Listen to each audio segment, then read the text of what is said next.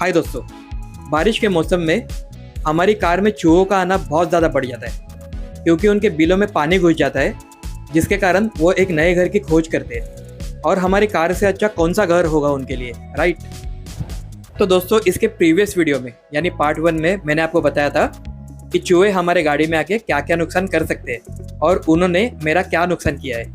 तो ये वीडियो देखने से पहले आप पार्ट 1 को ज़रूर देखिए।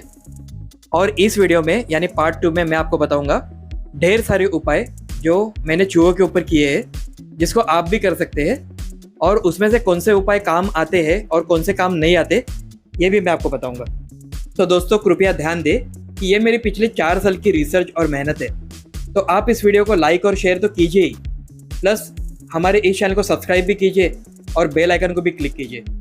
और अगर मेरे वीडियो आपके काम आते हैं तो आप नीचे दिए गए UPI ID पे कंट्रीब्यूट भी कर सकते हैं। तो दोस्तों, जब मैंने कार 4 साल पहले खरीदी थी तो कुछ महीने बाद चूहों का आना जाना शुरू हो गया था और मैं डर गया था कि चूहे कहीं आके वायर या कोई केबल न काट दे। तो जब मैंने रेनॉल्ट के टेक्नीशियन से बात की तो उसने मुझसे कहा नैप्थलीन बॉल्स या जिसे फिनाइल गोली बोलते हैं उसका उपयोग करने। तो मैंने इंजन में जगह जगह पर फिनाइल की गोलियां रखी, लेकिन उससे कोई फ़ायदा नहीं हुआ क्योंकि चूहों का आना बंद नहीं हुआ।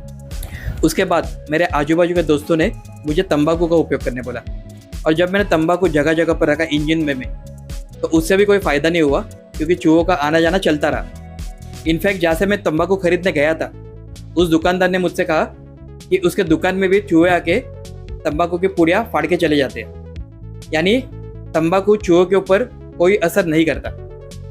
और फिर मैंने छोटे छोटे डब्बे खरीद के उसमें तंबाकू और नैप्थलीन बॉल्स दोनों मिक्स करके इंजन के कोने कोने में रखने लगा, लेकिन उससे भी कोई फ़ायदा नहीं हुआ। चूहे तो उन डब्बों को गिरा के चले जाते। फिर मैंने पानी में फिनाइल मिक्स करके उसका स्प्रे इंजन में मारने लगा, लेकिन उससे भी कोई फ़ायदा नहीं हुआ। और इसके बाद एक यूट्यूबर है जो चूहे पकड़ने के अलग अलग प्रयोग करता रहता है। तो उसने अपने एक प्रयोग में साबित किया कि पिपरमिंट ऑयल से चूहे भाग जाते हैं। तो उसको देखते हुए मैंने मार्केट में जाके पिपरमिंट ऑयल की एक छोटी सी बॉटल खरीदी। अब दोस्तों, पिपरमिंट ऑयल की बॉटल काफ़ी महंगी आती है। ये छोटी सी बॉटल मुझे मिली करीबन 120 रुपये में। फिर इसको मैंने इंजन के एरिया में सब जगह पर स्प्रे कर दिया।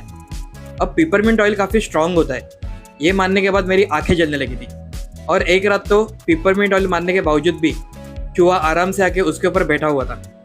तो दोस्तों, आपको बताना चाहूँगा कि पिपरमिंट ऑयल का असर बस कुछ ही मिनट रहता है, उसके बाद उसकी खुशबू पूरी तरह से उड़ जाती है। फिर परेशान होकर मैंने रैट का स्टिकी ट्रैप खरीदा। फिर उसमें भी कई दिनों तक कोई चूहा नहीं आया था। फिर एक सुबह मैंने देखा कि एक चूहा उसमें मरा हुआ था। लेकिन दोस्तों, मैं आपको रेकमेंड नहीं करूँगा कि रैट का स्टिकी ट्रैप कभी भी खरीदे, क्योंकि उसमें दूसरे प्राणी भी फंस सकते हैं। अगर आपको ट्रैप्स लगाने ही है तो ऐसे ट्रैप्स खरीदे जिससे चूहे की मौत तुरंत हो जाए। मैंने भी एक स्नैप ट्रैप खरीदा था, लेकिन ये सब ट्रैप जो है ये सिर्फ छोटे चूहे पे काम करते हैं, बड़ों पे नहीं। और मेरे यहाँ पे जो चूहे हैं वो बहुत ही बड़े बड़े चूहे हैं, जिनको बैंडिकूट रैट्स या फिर घूस कहा जाता है। उसके बाद मैंने लोहे के जो कीले होते हैं उनको भी पुट्ठे में लगा के हर जगह पे रख दिए। तो स्टार्टिंग में ऐसा लगा कि वो काम कर रहे हैं, लेकिन बाद में मैंने देखा कि चूहे वो कीलों के बीच में भी आके टट्टी करके जा रहे। फिर मैंने 1300 रुपये खर्च करके 3M कार्स में जाके रोडेंट रेपेलेंट कोटिंग भी कराई।